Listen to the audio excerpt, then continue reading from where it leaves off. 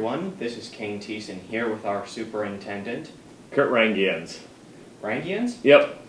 Alright, it's good to meet you, Kurt. Nice to meet you there too, Kane. So, how do you function here as a superintendent? How do I function here? So my function here is I'm half-time at Iowa Valley and half-time at English Valleys. So that's unique in some parts. I oversee two districts. So we really count on the building principals to do a lot of leadership, as well as the teachers to take some leadership roles as well. All right. And when it comes to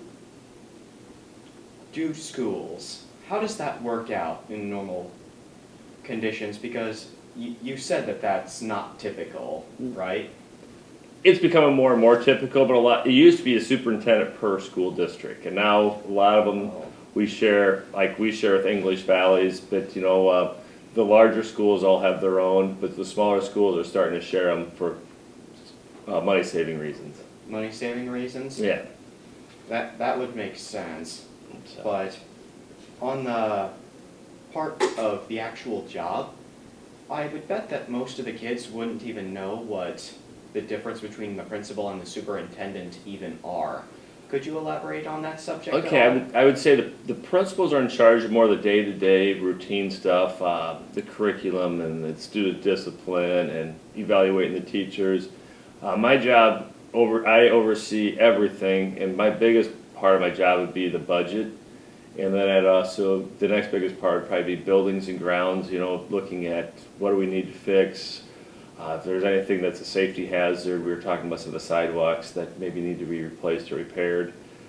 So I oversee everything of the big picture things, where the principal does seeing more of the students face to face. So, like stuff like that, you'd be in charge of the designing of, say, the gym back there.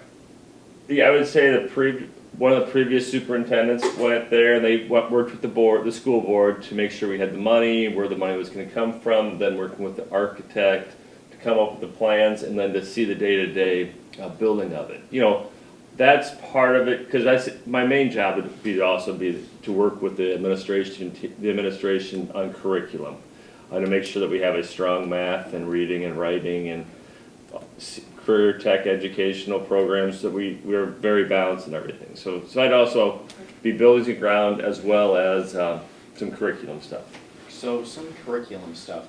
So you said earlier that you deal with all sorts of things. Mm-hmm. Have you ever had to personally deal with discipline before?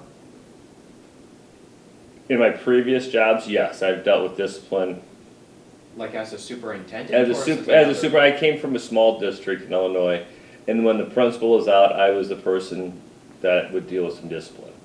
I would be the second contact person for discipline for when the principal is out of the building. So it's not very common? It's not very common. I mean, most of the time it would be done within the classroom, the teacher, and then goes to the principal, and the principal then to me. But if the principal's gone, I would deal with some of the discipline. All right.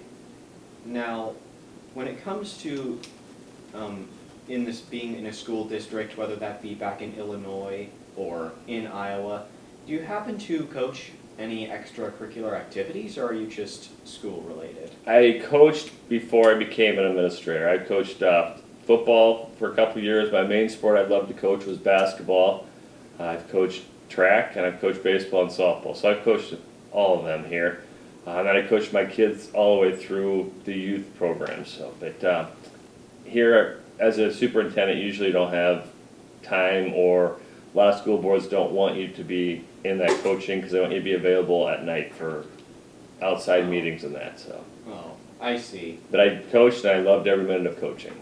Yeah, I mean, not many people would know that. That I like to coach? Yeah. Yep. My wife and I, we still go to all the events here, work between the two districts, because it's a good way to see the kids outside of the school as well. So not just coaching, but all activities. There's band, there's music, there's drama, there's speech, and all that. Those things are a big part of the school as well, and I like to see the kids in different light than just always in the classroom. All right. So when it came to like extracurricular activities or even just regular activities here at this school, I was thinking, because we have lots of superintendents, most people would know this around here, what made you choose this one over, say, all others? Well, the biggest reason why we applied for this one was the location. Location? You know, Marengo is about 80 miles from Des Moines. I have a son that teaches in Des Moines. It's about 80, 90 miles from Waterloo, and then it's about 100 miles to Dubuque. And I have kids in Ames, or in Des Moines, and in Waterloo, and in Dubuque. So this is right kind of in the middle. And we wanted to be at a smaller district. We wanted to be in a smaller district with a good-sized town. And Marengo has it. We have the grocery store, we have the church, we have everything we need right here in town. So that was one of the things we were looking for. So you're essentially looking for a central location and not a big school district. That's exactly right. So when we were looking for central location in a town that had a lot to offer but wasn't big. So when you mentioned bigger districts before, what is the biggest difference between a small district and a large one?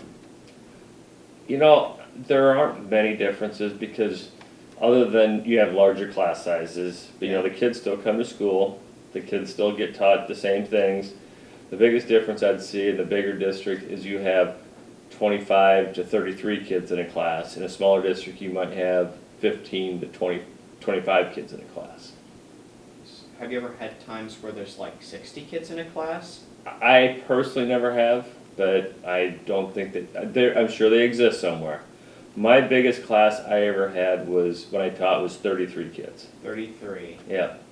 It was 29 boys and 4 girls my second year teaching. Oh man. That's a little larger than most people can, well, ever get here. Yeah. So, and that was a while ago, but yeah, when I was teaching 4th grade, that was my second year of teaching. 4th grade. I can't imagine how it is in high school. Yeah.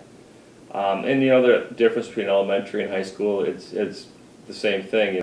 But you know, the class sizes for the little kids maybe are smaller and individualized stuff.